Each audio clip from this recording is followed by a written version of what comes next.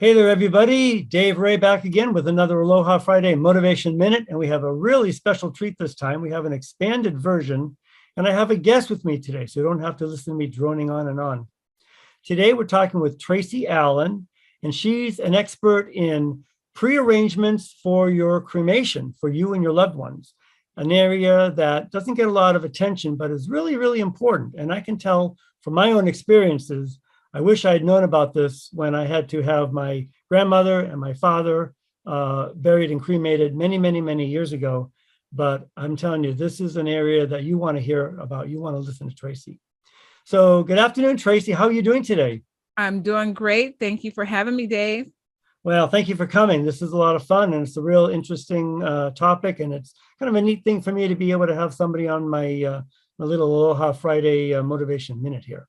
Yeah, thank you. So we have a couple of questions that seem to be the most common, and we'll just go through those here. The first one talks about, taking the burden off of your family and your loved ones when the unexpected maybe happens and they have to make a lot of quick decisions and they're in emotional turmoil. And it's really an area where you can really help them a lot on that one. Right. So the thing about pre-planning, pre-need, pre-planning, pre-arrangement, however you want to say it, making sure that you take care of your final exit. There's two areas that pre-planning helps with. And the first one is the decision. What is it that that person wants done? Do they want cremation or did they want traditional burial? So a lot of times there are families that will fight over this one thing, well, we're going to do this. Well, no, we're going to do that. And so it just makes sense to go ahead and have a plan that's already set. This is my decision. And then the financial side, a lot of times folks are not sure who has the life insurance, where, or how soon that life insurance money can get paid out. So when you have a plan in place, these are two areas that make it so much more simple for the family. So for me, for example, I have my plan in place. My children know that when the time comes, not if, but when the time comes, exactly, then I already chose cremation. And that part is paid for, so they don't have to stress about that. There you go. That's really great. That's pretty comforting for the family members, not Mm-hmm. having to guess or make those decisions in the blind. Mm-hmm. Uh-oh, excuse me, there's noise. Well, that's okay. This is the excitement with live television, right? Exactly. Okay, so the second most asked question, I guess, here is about emotional concern for the departed, maybe overspending, buying the nicest thing, or maybe trying to cut corners and buying the cheapest thing, and not knowing maybe what they would want or how to handle it.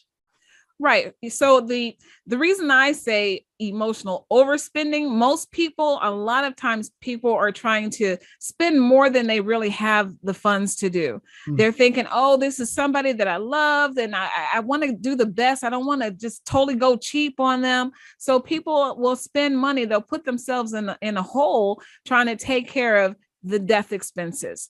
And so when we are pre-planning, we empower our families versus leaving them vulnerable. I have a saying that I say that need leads to greed. So whenever we need something is when a lot of people can take advantage of us. And you think about it like simple form. When you need something, let's say it's 1:00 in the morning and you need some milk for whatever reason, if you go to the convenience store, you're going to pay more for it than if you had gone to the supermarket.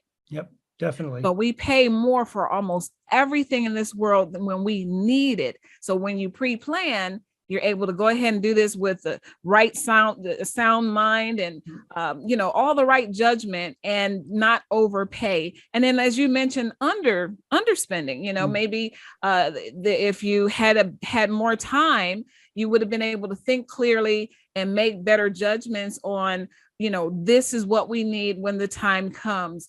This is, for the urn or the casket or whatever it is. Exactly. You're able to go ahead and plan that out better. So it just makes a lot more sense and just saves a lot more time, energy, and everything when you're able to pre-plan.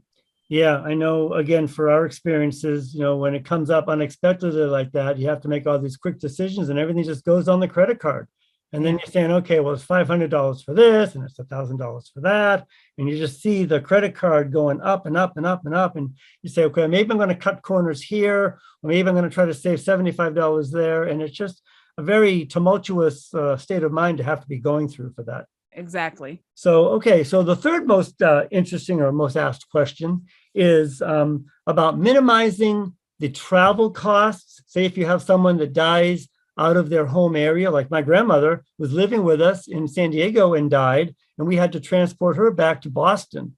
And I don't remember, it was many, many years ago, it was about 15 years ago, but actually it was way more expensive than I expected it would be. Yeah. So if How you much could did talk you about, expect it was going to be? yeah, I was thinking it was maybe like $200 or $300, and it was closer to 1,000. Right. So yeah, if you could talk about that for just a minute too, please. Absolutely. So, when it comes to the unexpected costs, when the death occurs, for people that have never had to deal with it before, they're just not ready for all the charges that come about. Hmm. So if you are traveling, let's say you've taken your dream vacation and you're on a cruise having a great time. We don't like to think about it, but stuff happens. So Yes. if you pass away and you're on a cruise and your family member is back here in California, now they're like, oh my gosh, who do I call? What do I do? How much is this going to cost? And so when you have a plan in place that covers that, it simplifies that process. We had someone that passed away in Africa, and he and his wife were on a African safari. 3 days into the vacation, he has a brain aneurysm and passed away. Oh my So goodness. now the wife is over there in Africa. She's probably freaking out, but she does call our company. One call got everything in motion. So Oh, she didn't wow. have to worry about the language barrier. She didn't have to worry about who should she contact locally, because the company takes care of that. And then they were able to go ahead and get the body. Well, they cremate you. So what we do is we have you cremated wherever you are. So it doesn't matter where in the world you are. When you have a plan, the body is cremated there, and then the cremains are brought back. But without a plan, it can cost anywhere between $3 to $5 per mile to bring a body back. Sure. And so when you think about that, and especially in the times that we're living right now with these gas prices, then, there's no telling what it'll go up to. So when you have a plan, that just minimizes that torture. And then I have a friend, not a friend, but he's a comedian, and I saw his Instagram one day. Well, last year, his son was in a car with some friends, and somebody hit their car and killed everybody in that car. Oh, wow. Okay. So he lost his son last year, and then he posted on Instagram. He says, man, the funeral industry is a cold piece of work. He said, I got a letter from the mortuary saying, yeah, we're sorry about the loss of your son, but yeah, we still need you to pay this bill. And that was due in the next couple of weeks. Sure. So people, I'm reading the comments, and I'm seeing that people are saying, oh my gosh, that's so terrible. How could they do that? It's a business. And exactly. So when we pass away, there are charges that families will be hit with if they don't have a plan. And that's the reason why I say, when you have a plan, we empower our families versus leaving them vulnerable. Exactly. So Tracy, tell people, how can they get in touch with you if they would like to find out some more information?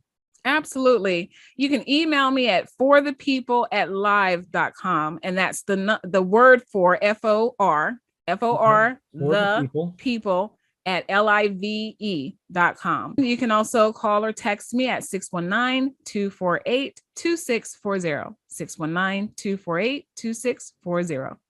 Okay, great. Well, thanks everybody for viewing today. Enjoy the rest of the weekend and look for us next week for another Aloha Friday Motivation Minute. Bye-bye. And thank you again, Tracy. Thank you.